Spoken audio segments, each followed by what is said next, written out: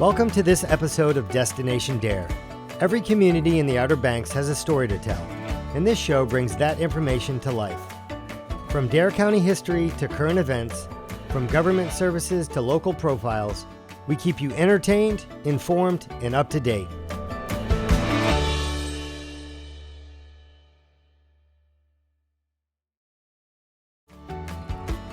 The Town of Duck introduces you to the new iFlood app.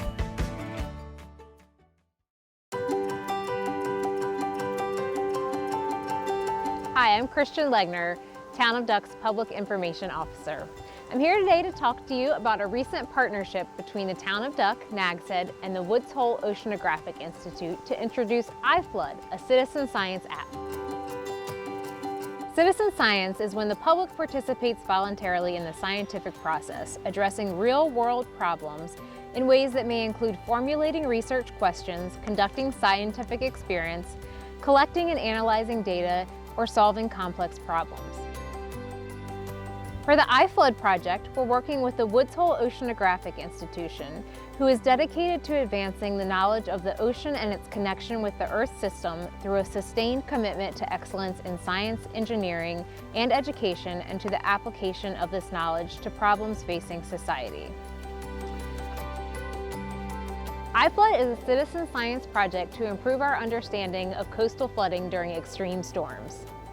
Scientists from the Woods Hole Oceanographic Institution have partnered with the towns of Duck and Nags Head to improve predictions of flooding associated with interactions between coastal groundwater, waves, storm surge, and precipitation, using a model developed with multi-year measurements at the U.S. Army Corps of Engineers Field Research Facility right here in Duck, North Carolina. To expand and validate the flooding model for the Outer Banks region, they developed a phone application called iFlood that enables residents to send photos and reports about flooding in their area. iFlood is a partnership to improve flooding predictions along the North Carolina Outer Banks. Citizen scientist flood reports submitted by you, the app user, provide the research team with data about the location and timing of flooding events that help them evaluate and improve models for flooding from ocean storms and rainfall. If successful, their model will be applied to help manage flooding hazards for the Outer Banks. Getting involved is as easy as downloading an app, snapping a picture on your phone, and answering a few questions. Researchers are looking for data from all over the Outer Banks, so no matter where you live, you can get involved. For more information about the iFlood app, visit iflood.whoi.edu. To learn more about coastal resiliency in the Town of Duck, visit us at townofduck.com.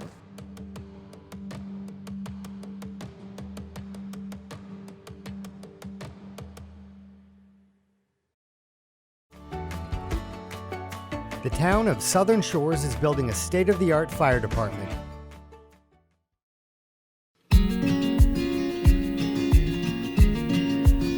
My name is Chief Ed Limbacher. I'm the Chief of the Southern Shores Fire Department. I've been Chief for 6 years now. Over that past 6 years, our main goal has been to prepare the department for the future. And as you can see behind me, this is a major step.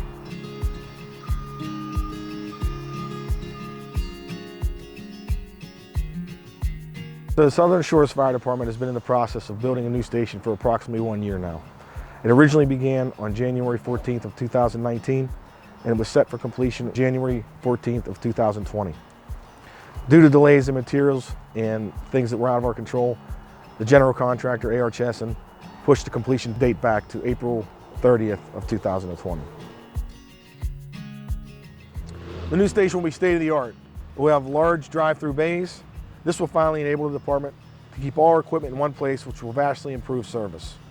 All the equipment, including 3 small rescue vehicles, will be able to be kept inside out of the harsh weather. This will help to control maintenance costs as well as extend the life of our equipment. This station will have a gym with the latest fitness equipment for the members to stay in peak physical health, obviously important in our line of work. A beautiful kitchen for the crew to enjoy meals together at the station. It will also have a day room with the best audio-visual equipment for the member to enjoy. This will hopefully help the SSFD maintain a volunteer system which saves the town and the residents of our community a huge amount of money from staffing costs. It will have 3 large bunk rooms with bath and shower facilities, again keeping the members at the building for response. Appropriate office space for the chiefs and admin personnel, A large training room equipped with the best IT and audiovisual equipment for teaching. All the amenities will keep the personnel at the station. This is important for operations as there are people at the facility and will improve response times. Most importantly for me is it will be a tool for recruiting, something we can offer our members and the people that want to join to do this work somewhere to go that's very nice to stay and enjoy.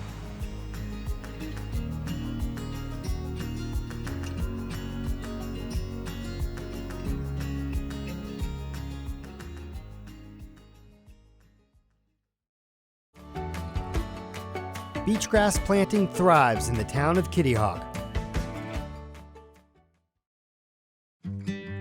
I'm Donnie King from Better Beaches OBX, and we're out here today planting, kind of adding on to a lot of the work that we've done in the past couple years. There's some excellent areas that have really proven to grow well and build bigger dunes, and now that we've worked with specific homeowners, we're able to fill in the gaps between these new dunes that we've created, and it's really exciting to be able to connect larger areas of the town, kind of going block to block, building bigger dune lines.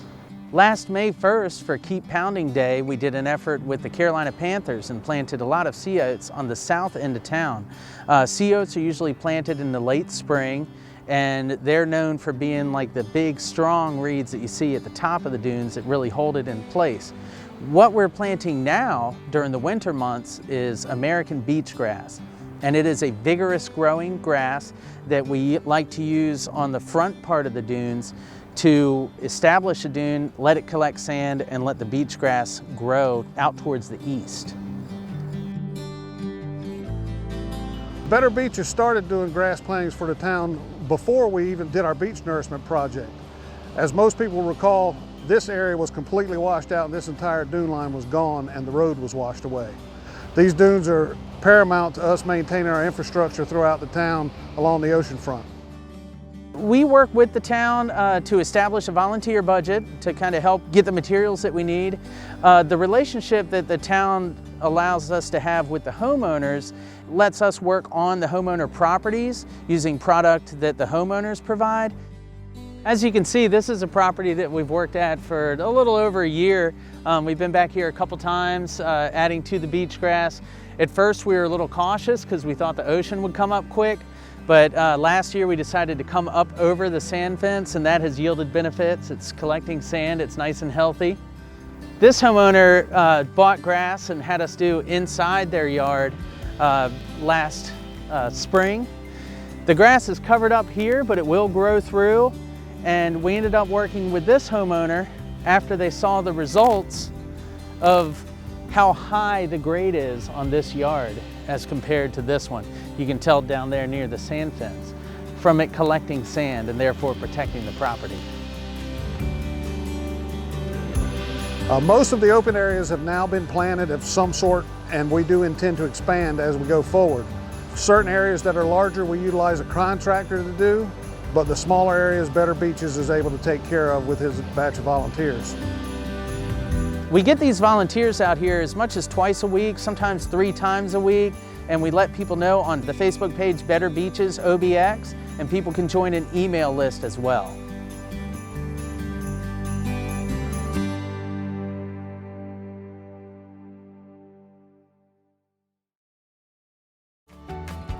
The West Side Recreation Group is helping to plan the future of Kill Devil Hills.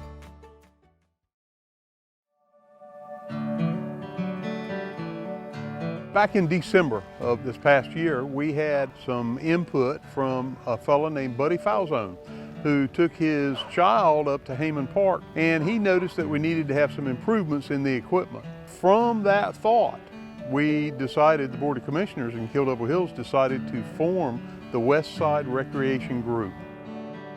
That group was going to do an inventory of the town's own parks and look at what kind of improvements could be done that we could afford to do. And we've been able so far to come up with some pretty good plans to improve these facilities and do some much needed upgrades on the equipment. So the planning department's role in this whole project with the West Side Recreation Group is really getting some of the long-term planning efforts together. grant funding is obviously something that we're going to be looking forward to when we're talking about improving our parks with big and great features. Us in the Planning Department will facilitate those grant requests at the direction of the Board of Commissioners. Now, something also that they decided for more citizen input would be an online survey. And in doing that, we had over 250 respondents for the two we've done thus far. Another important element of long-term planning is looking at a needs analysis. Having a needs analysis talked about with a group of people from different backgrounds gives you an excellent talking point for what our community really needs for each. Implementing these ideas is going to be a combination of vision and site plan on town staff, but it's also going to be seeking grant funding to make these happen. So it's important when we're planning this to prioritize which of these ideas need to be incorporated in phase implementation. Which one of these is what we need now and what's something we need in 10 years. We know how we need to improve our parks, but we need to lay out the framework to do them in an efficient manner without a tax burden for our citizens. We have a lot of citizens that have gotten involved on the group level and are making fantastic recommendations. They've really got some great ideas. They know what we want to do with our recreation facilities. We use Cameron to figure out what we're going to do from a cost structure on how we want to finance some of this stuff. But then we have Ross also, who does a lot of infrastructure improvements in-house. The Westside Recreation Group has helped Building and Grounds identify some areas that maybe we weren't aware of or that we've gotten used to and need to be upgraded. So now we're out there actively trying to upgrade those areas and bring more of the apparatus that people would like to have around their parks. Here at Aviation Park, where we've already started, we've installed new benches around the pond, built some picnic tables. We've started clearing some areas so that make the pond more visible for the visitors that walk around it. We're in the process now of starting to make plans for this winter. We're going to do some block wall around the skate park to make that nicer. We're also going to enlarge the play park area. We're going to extend the fence out and add another picnic table to it and put some more toys in there for the kids. We're looking at a lot of upgrades for Hayman Park. Meekins Field, they're putting the new water tower in, and when that's finished, we're going to be revamping Meekins Field. So we have a lot of new ideas that the Westside Recreation Group is coming up with, and the citizens are volunteering more information, and so hopefully in the near future we'll see some improvements there.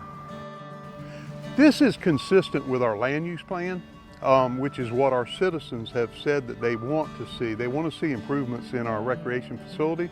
They want to see increased recreation facility. Our facility plan hasn't been updated in quite a while, and we need to bring it up to speed with what we need now. So hopefully we can get that done too.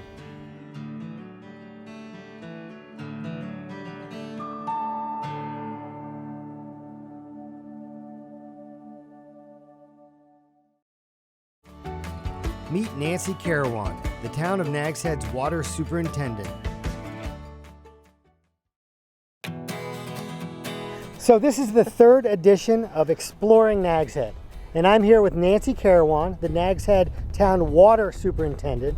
Hi, Nancy. How you doing? And where are we today? What are we looking at? We are at the Town of Nags Head Water Treatment Plant. When was this built? This plant was built in 1963. It was built after the Ash Wednesday storm. During the storm, they had a lot of ocean overwash, which contaminated a lot of the wells. So the town of Nags Head and Kill Devil Hills decided they were going to make their own water source, and they built it here. Well, this is a nice view. Yes. So this pond was the source water for the plants. Yes. When did that all change? This pond was the source until 1980. Kill Devil Hills and Nags Head both shut down their plants. Nags Head kept theirs just in case. So in 1985, they reactivated it. Kill Devil Hills did not, and made water during the peak seasons until 2009. What changed in 2009? Our plant was built in like 1985, and the turbidity limit was 1 NTU. By the time it had closed, it was 0.3. So it was gonna cost a lot to renovate it to keep it up to standards. So what do you run off now? We buy our water from Dare County. Nags Head gets most of their water from the ion exchange nanofiltration plant on Roanoke Island, Sky Cove. Now, I did hear one story about this pond and some fish. Is that story true? It is true. Back before my time, I've heard that there was some undesirable fish that was keeping the turbidity stirred up. So they dynamited the lake, killed the fish, and restocked it with fish that would eat algae. You have any pictures of that? No, I don't. Can I fish in this pond? No, you cannot fish in this pond. All right. Good story though. All right, what's next? All right, where are we? Is this your office? This is the operator's office / control room. And these monitors? They are our SCADA system, which is supervisory control and data acquisition. And what they let us do is monitor our tank levels. It can also, we can cut pumps on and off, and they have intrusion alarms. So if anyone's going in where they're not supposed to be, we get an alarm and that lets us know that. So you're like a security guard too. Well, yeah, yes we are. What's this lab over here? I want to look in here. Yes, this is our state certified lab. We are state certified for bacteriologicals. What we do in here is check the quality of the water. We also have quality controls that need to be done, and that is where the water supervisor comes in. We test for bacteriological in the water like total coliform. We also test for pH, chlorine, iron, hardness, and chlorides. And why isn't in here working right now? Because he is out collecting a bacteriological test on a water line that we just got repaired with the distribution supervisor, Ray. They're out making sure that water is safe for the town. Likely, they just didn't want to be in a video. Oh, hold up, caught. That is used during hurricanes. That is my cot. Okay. And I stay here during a hurricane just because I'd rather be here than at home. I have to see what's going on. Yeah, it's your office. It is. You gotta keep it safe. All right. Very cool. You've got 3 pumps? Yes, we do. We have 1 and 3 do 1,500 gallons a minute, and the one in the middle does 1,000 gallons a minute. And what they do is, since we buy our water from Dare County, pump it into the clear well outside, these pumps take it from the clear well and put it in the distribution system. All right, cool. Thanks for showing me the pump room. So anything else exciting go on around here? Well, we prefer it not to be exciting, but yes. Sometimes, well, if there's a fire, the fire department will call us to ask us to kick on a pump to provide more pressure and gallons per minute when they're fighting a fire. Interesting. Right on. You know, this has been eye-opening for me. I really appreciate it. I'm glad. I think you should come back anytime. I will. I need to get to work. Oh, thank you. I got you. Chris, you want to? We better go. Hey, Roberta. Hi, Denny. What are you doing here? Just checking out the pump room. You work here. Hey, don't go in that room. I wish I did. It's a nice facility. Don't go in that room.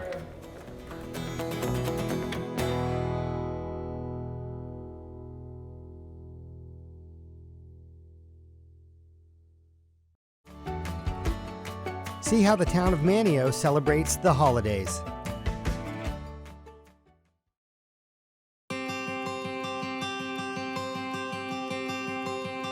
Christmas is a very special time in the town of Manteo. We have a lot of wonderful, long-standing traditions, and the town puts a lot of effort into preparing for these events to make the holidays a very special time.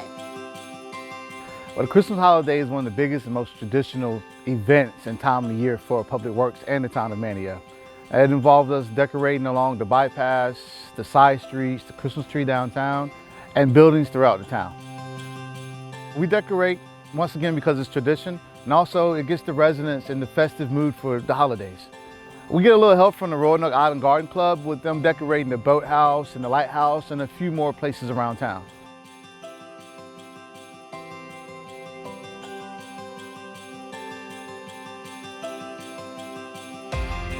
Every year, the Roanoke Island Garden Club, we decorate downtown. It's special because this is our town, Manteo, and we love our town.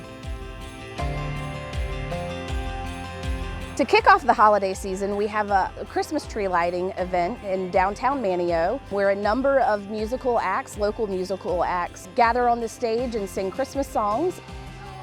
Christmas Day. And then the event is concluded with the Christmas tree lighting.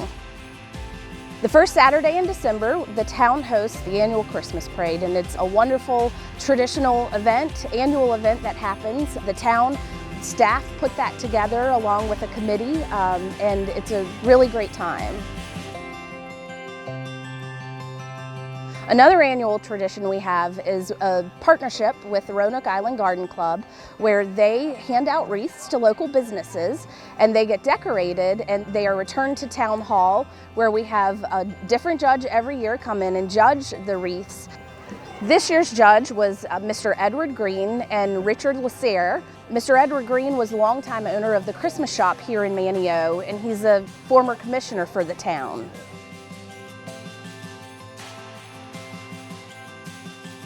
And of course, after Christmas, we have our New Year's celebration.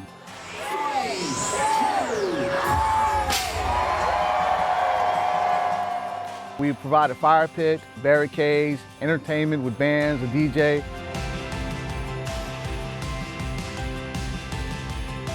And at the end of the night, we have some of the biggest fireworks in the state of North Carolina. And at the end, all of this really helps the town kick off the new year.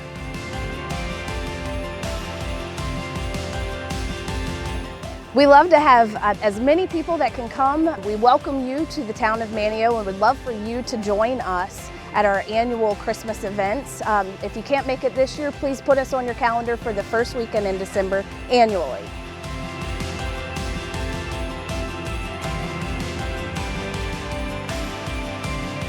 Christmas in the town of Manteo is special, and I feel cry. Don't you dare.